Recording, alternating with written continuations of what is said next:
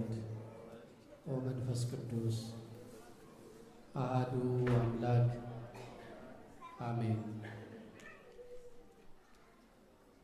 ምሕረትን እወዳለሁ መስዋዕትን አይደለም። የማቴዎስ ወንጌል ምዕራፍ 12 ቁጥር 7። የተከበሩ ሊቀ አእላፍ ቆሞስ አባ ግሩም የካቴድራላችን የአብነት መምህር፣ መልአከ ኃይል ቆሞስ አባ ሰርጸ ድንግል የካቴድራላችን አገልጋይ፣ ሊቀ ስዩማን ቀሲስ ቡሩክ የሀገረ ስብከታችን ዋና ጸሐፊ፣ ሊቀ ሕሩያን ቀሲስ ያሬድ የካቴድራላችን ዋና ጸሐፊ፣ አባቶቼ ካህናት፣ ወንድሞቼ ዲያቆናት፣ በዚህ ማለዳ የእመብርሃን የወላዲተ አምላክ የቅድስት ድንግል ማርያም የኪዳን ቃሏ በሚታሰብባት ውድ ማለዳ የእግዚአብሔርን ቸርነት በጎነትና መግቦት ሽታችሁ በአጸደ ቤተ ክርስቲያን የተሰበሰባችሁ ማኅበረ ምእመናን ሁላችሁ በልዑል አምላካችን በእግዚአብሔር ፍጹም ሰላም ሰላም እላችኋለሁ። እንደምን አደራችሁ? እንደምን አደራችሁ? እንደምን አረፈዳችሁ? አይሾሙት ንጉሥ አያበድሩት ባለጠጋ ዓለምን ፈጥሮ የሚመግብ ምሕረቱ ቸርነቱና ይቅርባይነቱን በቃል ልንገልጸው የማንችል አባታችን ንጉሣችን አምላካችን እግዚአብሔር ስሙ ለዘለዓለም የተመሰገነ ይሁን። አቁራሪተ መዓት ሰዓሊተ ምሕረት ወላዲተ ቃል ድንግል ማርያም በቃል ኪዳኗ ተጠብቀን። እሳት የሚያጠፋ የምሥራች የሚያመጣ ቅዱስ ገብርኤል በጥበቃው አይለየን። እንደ እግዚአብሔር ፈቃድ በዛሬው ማለዳ በጣም ለጥቂት ደቂቃ የምንማርበት የምንነጋገርበት የትምህርታችን መነሻ ርዕሰ ቃል በማቴዎስ ወንጌል ምዕራፍ 12 ቁጥር 7 ላይ ያለው ምሕረትን እወዳለሁ መስዋዕትን አይደለም ይላል። ይህንን ቃል የተናገረው ክብር ይግባውና መድኃኒታችን ኢየሱስ ክርስቶስ ነው። ቃሉን የተናገረው ከመሐሪነት ይልቅ ከሳሽነት፣ ከበጎ ሥራ ይልቅ ተንኮል፣ ከበጎ ንግግር ይልቅ ክስ ለሚቀናቸው ለፈሪሳውያን የተናገረው ቃል ነው። ለጊዜው ለፈሪሳውያን ይናገረው እንጂ ቃሉ የተነገረው ከደግነት ይልቅ ክፋትን እየወደድን የምንኖር ከሆነ ዛሬም ላለነው ምእመናን ትምህርት እንዲሆነን የተነገረ ቃል ነው። ለመሆኑ ምሕረትን እወዳለሁ መስዋዕትን አይደለም ሲል ጌታ በምን አመክንዮ ቃሉን ተናገረው? በዚህ ቃል ውስጥ እግዚአብሔር በዚህ ማለዳ የሚያስተምረን እውነት ምንድን ነው የሚሉ ሁለት መሰረታዊ ጥያቄያትን በመመለስ እንመካከራለን። እግዚአብሔር አይነ ልቦናችንን ያብራል። ንባቡ ቅድም በቅዳሴ ላይ እንደሰማችሁት ዛሬ የተነበበልን የማቴዎስ ወንጌል ምዕራፍ 12 ቁጥር 1 እስከ 22 ያለው።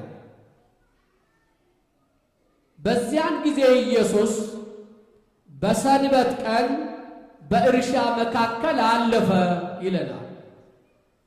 ኢየሱስ ክርስቶስ በእርሻ መካከል ሲያልፍ ስለተከናወነ አንድ ጉዳይ በማንሳት ይጀምራል።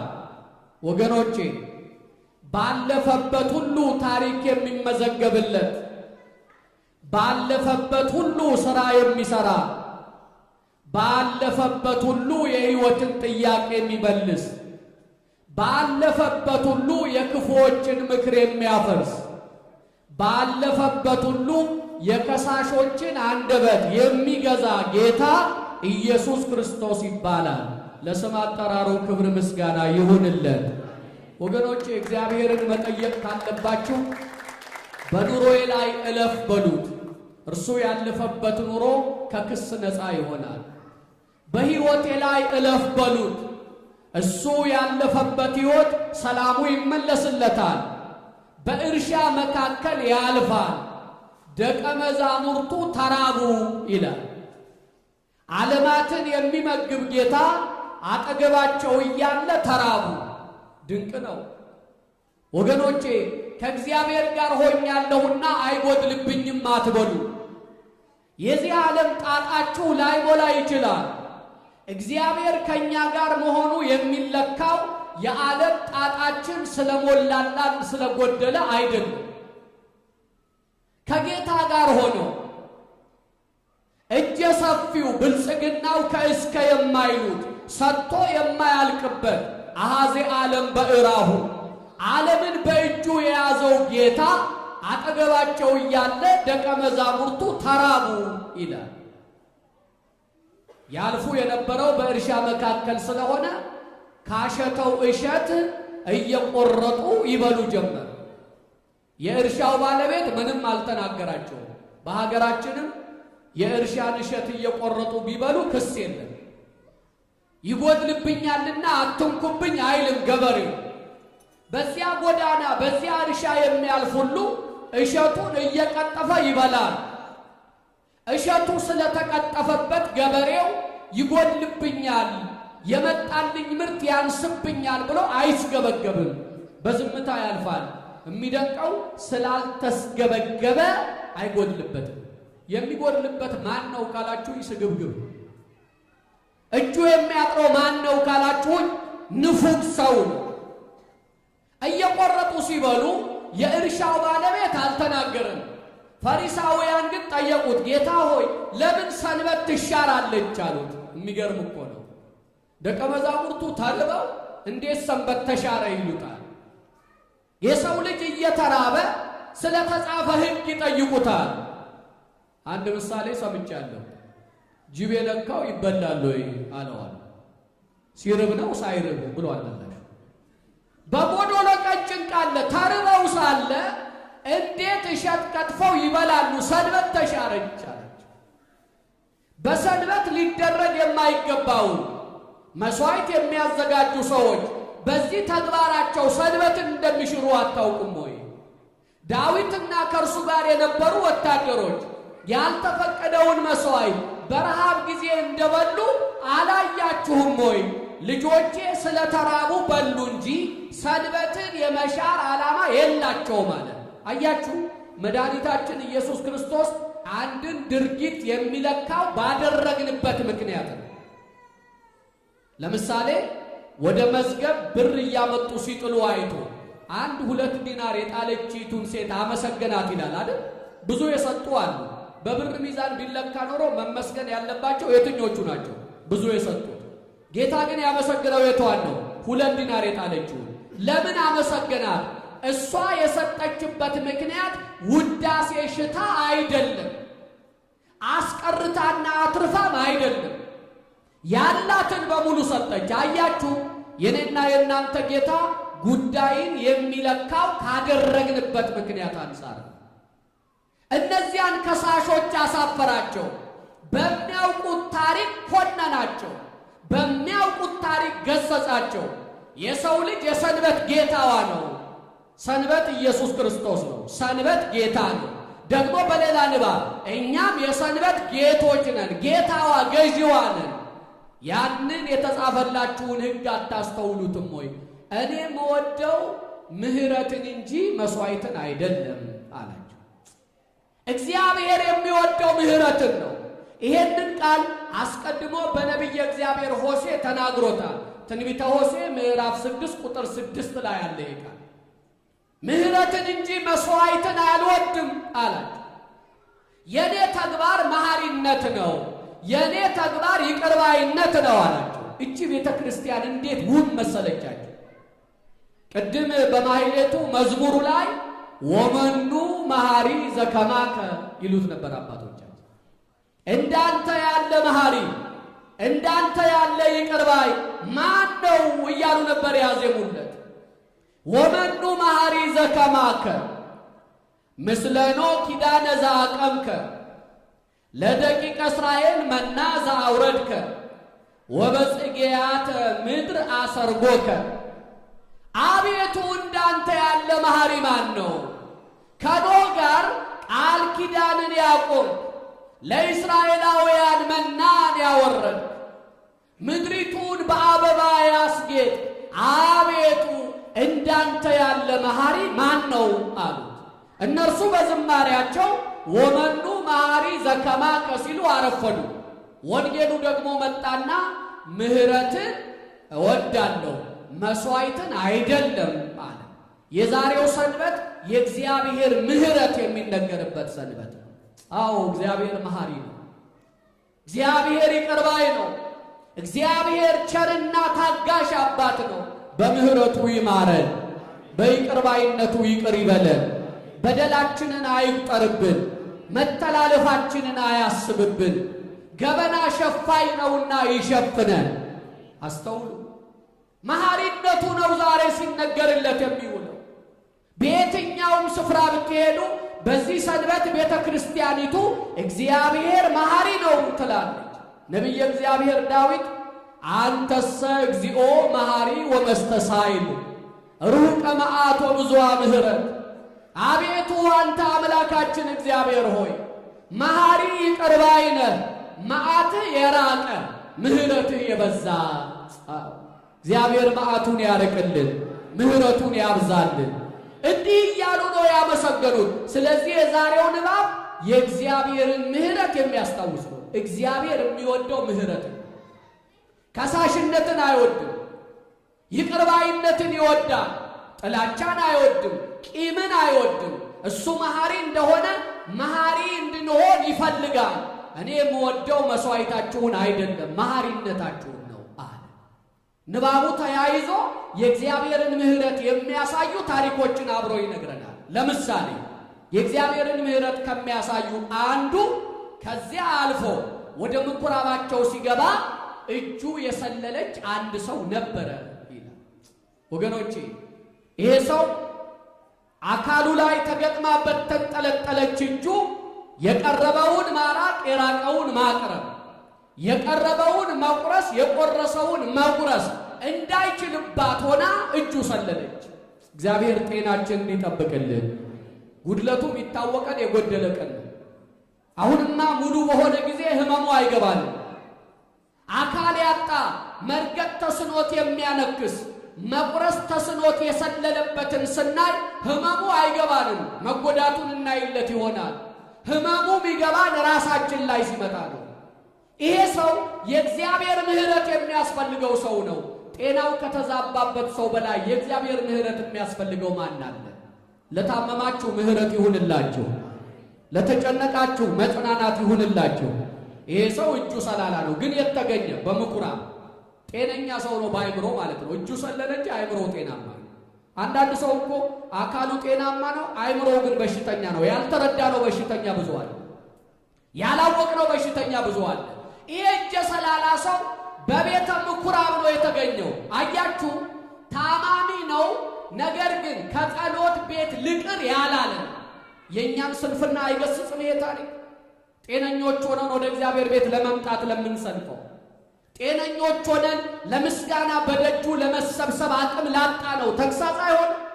በቤተ ጸሎት ተገኝቷል። ቤተ ምኩራብ ቤተ ጸሎት ነው። እጀ ሰላላ ነው። የቀን ሙሉ ገጠመው። መሐሪው ጌታ አገኘው። መሐሪው እንዲያገኛችሁ ትፈልጋላችሁ? መሐሪው ጌታ እንዲደርስላችሁ ትሻላችሁ? መገኛችንን እናስተካከል። መሐሪው ጌታ በቤቱ ለተገኙ ምሕረት አለ። በቤተ ከምኩራብ አገኘው። እጀ ሰላላውን ሰው በሰንበት መልካም ማድረግ ተፈቅዷልን ሲል ጠየቃቸው። ከናንተ በሬው ወይም በጉ ወደ ገደል በሰንበት ቢወድቅበት የማያወጣው ማን ነው አላቸው። አያችሁ፣ ከላይ ካነሳነው ሐሳብ ጋር ተዛማጅ ጥያቄ ነው ያነሳው። በሰንበት ወደ ጉድጓድ የገባበትን በሬ ባለ ንብረት የሚያወጣው ከሆነ እኔም ለፈጠርኩት ፍጥረት ራራለሁ ብሎ እጁ የሰለለችበትን ሰው እጅህን ዘርጋ አለ። የሚገርመው ይሄ ሰው አልሞገተም። ይሄም የሚደንቅ ነው። ዘርግቷት የማያውቃትን እጅ ዘርጋ ሲለው መሐሪው አልዘረጋም አላለም። እኛ ምህረት ያጣነው ለምን እንደሆነ ታውቃላችሁ? እጃችን ሰላላ ሆኖ ይሄ ትእዛዝ ለእኛ የደረሰ ቢሆን ዘርግቼ ማላውቀው እጄን እንዴት ዘርጋ ይለኛል? ታሟል እንዴ ነበር ምንለው? ይሄ ሰው አልተሟገተም፣ ዘርጋ አለው። በእምነት መንፈስ ሆኖ እጁን ዘረጋ። ቃል በቃል እንደተጻፈ እንደ ሁለተኛይቱ ዳነች ይላል። እግዚአብሔር ይመስገን። ሰላላ እጁ እንደ ሌላይቱ እጅ ተጠገነች ይላል። መሐሪው እግዚአብሔር አገኘው፣ ምህረት ተደረገለት። ዝርዝር ንባቡን አንብቡ። በሄደበት ሁሉ ብዙዎች ተከተሉት፣ ሁሉንም ፈወሳቸው ይላል። ጋኔን ያደረበት ተፈውሷል። በተለያየ ደዌ የተያዘው ተፈውሷል። ከመሐሪው ጋር ተገናኝቶ ምህረት የማያገኝ ሰው የለም። ስለዚህ ምን አለ ጌታ? እኔ የምወደው ምህረትን እንጂ መስዋዕትን አይደለም። ወገኖቼ፣ አንዳንዶቻችን እግዚአብሔር ከኛ የሚፈልገው መስዋዕታችንን እየመሰለን ገንዘባችንን፣ ዕጣን ጧፋችንን፣ ዘቢባችንን፣ ልብሰ ተክሏችንን፣ ንዋየ ቅድሳቱን እናመጣለን። ልባችንን ግን አንሰጠውም። ወገኖቼ፣ እግዚአብሔር በዚህ መስዋዕት አይደለም የሚደሰተው። ቢገርመው ጧፉን፣ ዕጣኑን፣ ዘቢቡን፣ መገልገያ ንዋዩን እያመጣችሁ ልባችሁ ግን ለወንድማችሁ ለእህታችሁ ምህረት ካላደረግን እግዚአብሔር መስዋዕትን አይወድም፣ ምህረትን እንጂ። እኔ የምወደው ምህረትን ነው።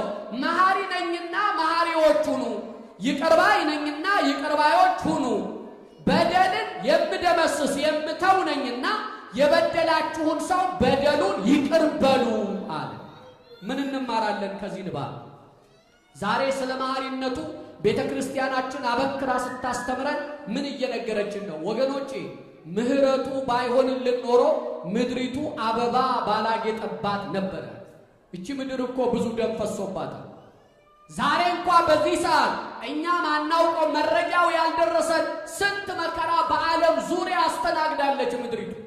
ደም የፈሰሰባት፣ የግፍ ደም እንደ ጅረት የፈሰሰባት ምድር ግን እግዚአብሔር በመሐሪነቱ ጎብኝቶ አበባ እንድታወጣ እንድታብብ አድርጓታል። የምህረቱ ማሳያ ናት። ወገኖቼ፣ እግዚአብሔር መሐሪ ነው። ጨለማው ሄደ፣ አዲስ ማለዳ አገኘን። በምን? በምህረቱ። መልሱልኝ። ጨለማው ሄደ፣ አዲስ ማለዳ አገኘን። በምን? ቆመን ለማስቀደስ እግዚአብሔር ይቅር ብሎ በደላችንን ሳይቆጥር ወደ ቤቱ አስገባን። በምን? ስሙን መጥራት የማይገባን ጎስቋሎች፣ አንደበታችን በነውር የተጨማለቀ ብንሆን እንኳ ስሙን ጠርተን ለማመስገን ፈቀደልን። በምን? ቅዱስ ሥጋውን ክቡር ደሙን እንድንቀበል ወደ ጸጋው ዙፋን አቀረበን። በምን? መልሱልኝ ያመናችሁ። በምን? አልሰማኋችሁም? በምን? የገባችሁ ልባችሁ የተነካ በእርግጥ መልሱ። የሆነልን የተደረገልን፣ ሰርተን አደርን፣ በልተን ተስማማን፣ ወጥተን ገባን። በምን? መልሱልኝ። በምን? ዕድሜያችንን ሁሉ እግዚአብሔር በልዩ ልዩ ሁኔታዎች ውስጥ እያሳለፈ የዛሬዋን ቀን እንድናይ አደረገን። በምን? ይሄ ሁሉ የሆነው በእኛ ችሎታ አይደለም። በምንድን ነው? በምህረቱ። በምህረቱ ይማረን። ስለዚህ ምንም ሲሆንላችሁ በኔ ነው አትበሉ። በምኑ ሆነልኝ በሉ። በምኑ ሆነልኝ? ሲከናወንላችሁ በምኑ? ሲሞላላችሁ በምኑ? ቢጎድልባችሁ በምኑ? መግባት መውጣታችሁ ሁሉ እናንተ እንደምታስቡት ቢሆን በምኑ? በምህረቱ። ዛሬ ደግሞ ኪዳነ ምህረት ናት። አያችሁ፣ በምህረቱ የሚያሳርፍ አምላክ ደግሞ ኪዳነ ምህረትን ሰጠን፣ እመብርሃንን ሰጠን። ስለዚህ ወገኖቼ ዛሬ ወደ ቤታችሁ ስትመለሱ በዚህ ሳምንት ሙሉ እግዚአብሔር ሆይ ያቆመኝ ምህረት ነው በሉት። እሱ ሲምር የማያቋርጥ ፍሬ እናፈራለን። ለዚህ እኮ ነው ዲያቆናቱ በመዝሙር 91 ላይ ያለው ጻድቅ እሰ ከመበቀል ይፈሪ፣ ጻድቅ እንደ ዘንባባ ያፈራል አሉ። አዎ እንደ ሕዝቅያስ ዕድሜ በረከትን ያፈራል እያሉ ነው። በማን የተማመነ? በመሐሪው ሕዝቅያስ ትሞታለህ እንጂ አትድንም፣ ቤትህን አስተካክል ቢባል ዕድሜ ጨምርልኝ መሐሪው አምላክ ሆይ ብሎ ደጅ ጠናው። መሐሪው እግዚአብሔር ዘንበል አለለት። 15 ዓመት እንደ ዘንባባ ያለ ፍሬ ተሰጠው። ጻድቅ እሰ ከመበቀል ይፈሪ፣ እንደ ኢዮብ ነው። ኢዮብ መሐሪው እግዚአብሔርን ተጠግቶ ቁስሌን ጠገግ አድርግልኝ፣ መከራዬን በቃ በልልኝ አለው። መከራውን በቃ አለ፣ ቁስሉን አጠገገለት። እግዚአብሔር በምህረቱ ጎበኘው። ወገኖቼ በምህረት ጎብኘኝ ካላችሁ የማያቋርጥ ጸጋ በሕይወታችሁ ይፈልቃል። ሲደመድም ምን አለ ዳዊት? ጻድቅ እሰ ከመበቀል ይፈሪ አለና ትኩላን እሙንቱ ውስተ ቤተ እግዚአብሔር አለ። እነዚህ የእግዚአብሔርን ምህረት የተረዱ ሰዎች እግሮቻቸውን የሚተክሉት ቤተ እግዚአብሔር ነው አለ። ከቤተ እግዚአብሔር ውጪ መገኛ አድራሻ የላቸውም አለ። ወገኖቼ ምህረቱ እንድታገኘን መገኛችንን ቤተ ክርስቲያን እናድርግ። በሰማነው ቃል ፍሬ እንድናፈራ እግዚአብሔር ይርዳን። ሰምቶ ከመጥፋት እግዚአብሔር ይሰውረን። የሁላችንንም መጨረሻ እግዚአብሔር ያሳምርልን። ምህረቱ፣ ቸርነቱ፣ ይቅርባይነቱና መግቦቱ አይለየን። ንስሐ ገብተን ቅዱስ ሥጋውን ክቡር ደሙን ተቀብለን መንግሥቱን እንድንወርስ አምላካችን ይፍቀድልን። ወስብሐት ለእግዚአብሔር።